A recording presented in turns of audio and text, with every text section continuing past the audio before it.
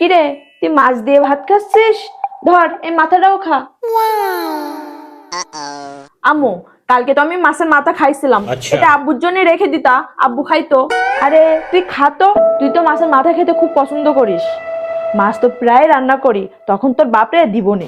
এই মাছের মাথাটা অনেক বড়, তুই খাতো। আম্মা, আমার তো অন্য তরকারি দিয়ে খাওয়া শেষ, আজকে বড় মাছ রান্না করছিলাম, মাছ দিবেন না?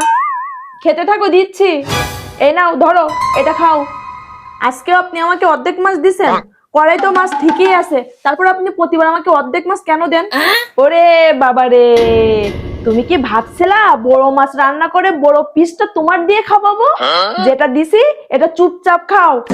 যতটুকু দিছি বাপের বাড়িতেও তো জীবনে একটুকুও চোখে দেখুনি। আপনাদের মতন কিছু শাশুড়িরা মনে করে কি বাপ মা আমাদের কিছু খাওয়াইনি, না খাওয়ায় মানুষ করছে। আপনাদের বাড়িতে এসে এই প্রথম মাছ মাংস দেখতেছি। শুনেন, আমাদের বাড়িতে যখন বড় মাছ রান্না হইতো তখন বড় মাছের মাথাটা আমার মা আমাকেই দিত। আর আপনাদের বাড়িতে এসেও মাথা তো কখনো চোখে দেখিও নি, মাছটাও প্রতিদিন দেন না।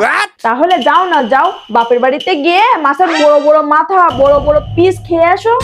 আমার বাড়িতে খেতে গেলে আমি এইভাবে মাছের অর্ধেক পিস দিব, খাইলে খাবা, না খাইলে নাই। আমি একটা জিনিস বুঝি না, আমাদের সমাজে এমন নিয়ম কেন হলো শাশুড়িদের মা বলে ডাকতে হবে? বাড়িতে ছেলের বউ আসার পর থেকে আপনারা তাদেরকে মেয়ে মনে করতে পারেন না, সতীন মনে করেন। মা এমন একটা শব্দ যে নিজে না খেয়ে সন্তানদের খাওয়ায়। আপনাদের সবকিছু থাকতেও ছেলের বউর সাথে হিংসা করেন, কোনো কিছু দেন না।